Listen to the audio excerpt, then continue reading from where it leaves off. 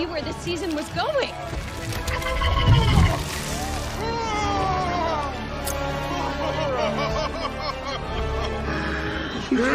Come at me, bro! Surprise, losers. I absolutely love this. And look, I can't tell you how happy I am that we got the She-Hulk finale last night. And it was every bit the hilarious train wreck that we all thought it would be. It was as terrible and pointless as it was. It spat in the face of the people that invested their time into the show over the entirety of the season. And Twitter is full of hilarious cope trying to pretend that it was like this 8th dimensional chess move when really it was just as terrible and garbage as you could have possibly imagined. I mean, in every conceivable way, the finale for She-Hulk season 1 was the most She-Hulk season 1 thing that it could have possibly been. And we're going to get right into that after just a quick reminder about Coffee Brand Coffee. Hey, obviously, you know I run a coffee company. We just launched a raspberry tea under our teas. A lot of people don't know this. We've got 7 teas, and by the end of the year, we're going to have a dozen different tea flavors for you. And we just launched an additional flavor. We're launching a new flavor every week, basically for the rest of the year. French toast. It's a medium roast. It's absolutely delicious. We have, for a limited time, the French toast, salted caramel, pumpkin spice, and spiked jack-o'-lantern. You're going to want to get these. They are fall as frick. Obviously, our cold brew bags sell like gangbusters. We have our K-Cups. We have our standard roasts.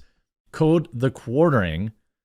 Not only will you get a delicious bag of coffee, tea, or cocoa, but you'll support the channel. All I ask is you give it a try or go check out the reviews because that should do the selling for me. She-Hulk finale plot leaks in full, and you're not going to believe it. Well, I watched the finale, and this was entirely true. Okay? First, episode 9 will tell a bleak story. The Department of Damage Control will capture Jen and agree only to let her go if she wears a device to prevent her from hulking out. She also loses her job and has to move in with her parents.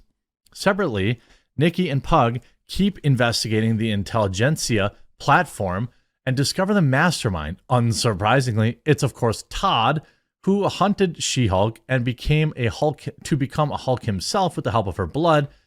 He is, quote, Hulk King from the platform. Now, apparently one of the guys she hooked up with, took some of her blood. I mean, it was just absolute. Basically in most of the episodes, and many of the episodes, Jen or Hulk is just trying to get laid. So, like, I respect that. But like, that's like, this show is not written for Marvel fans. It just isn't. It's written for a completely different group of people, and that's normally totally fine.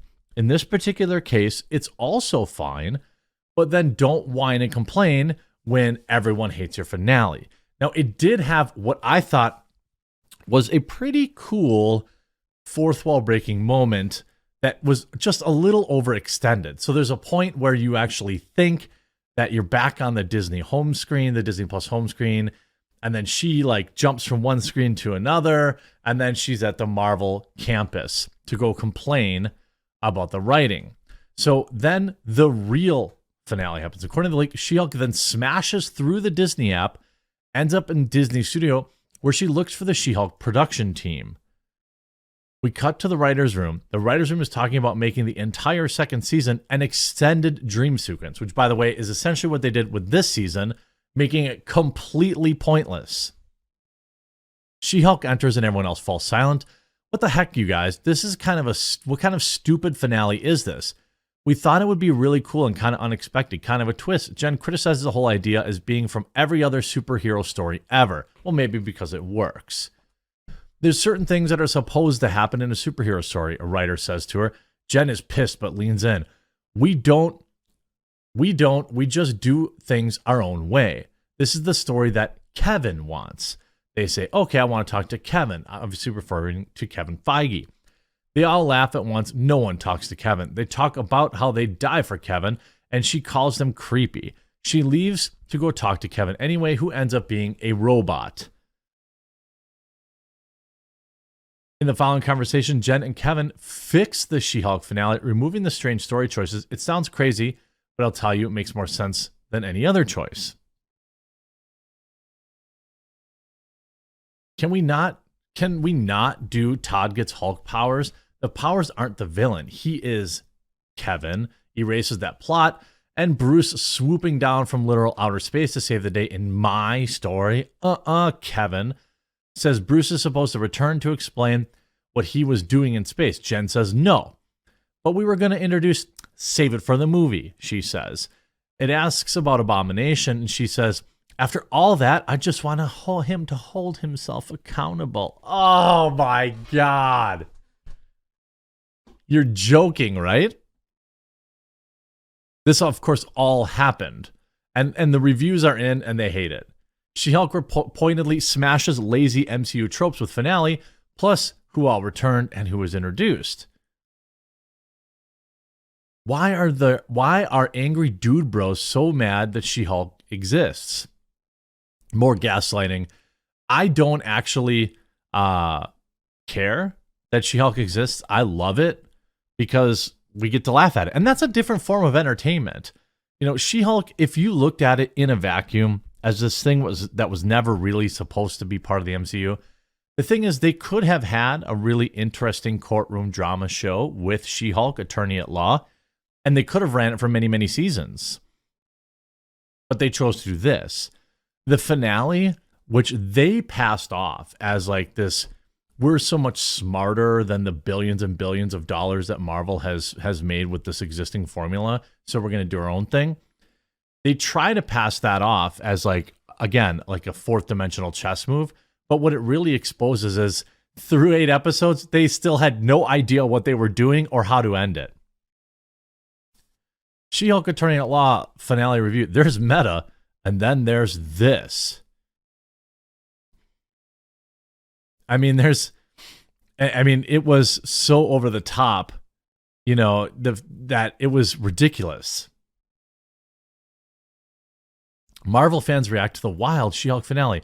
A wild fourth wall breaking She-Hulk finale has Marvel fans losing their minds. I will give it this, okay? She-Hulk does have probably the most Easter eggs of any Marvel show. I know, I'm going to give it some praise.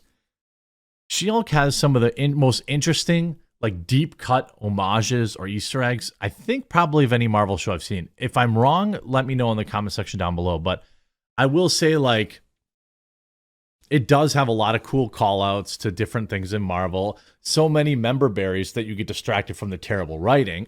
Oops, that compliment took a U-turn. But what this show was really designed for is Yas Slay Queen weirdos on Twitter. Now, is there enough of them to actually bring a season 2? I don't know. The She-Hulk finale should rewrite its own rewrite. She-Hulk Attorney at Law messed with fans the entire season. Do you want Daredevil? Wait until episode 8. Do you want a big Hulk-sized villain? Well, it's a guy named Tom Phelps, sort of. Instead, almost every character in the series returns, including Ruffalo, in a scene of pure pandemonium, which made no sense also. Jennifer Walters stops She-Hulk dead in its tracks and says exactly what we're all thinking at home. This can't possibly be where this season was going. But in fact, it goes even further. Breaking out of the Disney Plus homepage and entering into the writer's room, Jen's mission to rewrite the ending sends her to Kevin, a supercomputer parody of Marvel Studios president Kevin Feige, which allegedly is concocting this mess using an algorithm, which is kind of on the nose. And honestly, fair criticism. Like, based She-Hulk. At no point is she wrong. The show did do that to her. But it's hard to argue that this is the ending She-Hulk's most contemptuous critics deserve, when that was what was planned to happen no matter what. By design, She-Hulk was not given agency over her own show. We did not take that away from her, and still, what fans will likely walk away with the ending is that Daredevil Born Again couldn't come any sooner, and neither could Planet Hulk movie explaining how Hulk has a son. If only She-Hulk could have rewritten her story from episode 1. She might have been given a better tale for herself. You know, like almost all of Marvel's other heroes. Didn't we just leave Miss Marvel, a show that was praised for taking on both Marvel's first Muslim superhero and the history of the partition of India? Maybe female Hulk would have more things to say than simply, I didn't want any of this ish in the first place. She-Hulk definitely does in much of the source material written about her, especially after women were finally able to take the reins on the character. Oh my God, yeah, it got so much better. Once reserved for spicy cartoon pickups and fourth wall breaks, criticizing censorship for Comics Code Authority. At the same time, maybe, gosh, this is silly, right? Is all that's left for a character like Jennifer Walters after She-Hulk decided to put her through. After almost fighting a chauvinistic Todd Hulk, choosing to be named She-Hulk when presented with a chance to change it, giving her a hookup life, but having 2 out of the 3 men be a-holes, so she hooked up with 3 dudes in 8 episodes.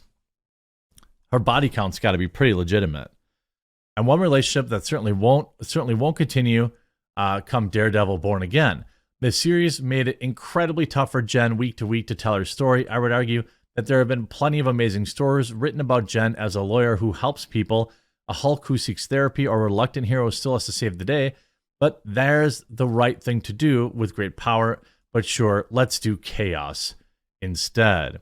She-Hulk Attorney at Law season finale review, a disappointing ending to an uneven season. I mean, the thing is, like, the fourth wall breaking, I get it. Like, we get it. That She-Hulk is a fourth wall breaker.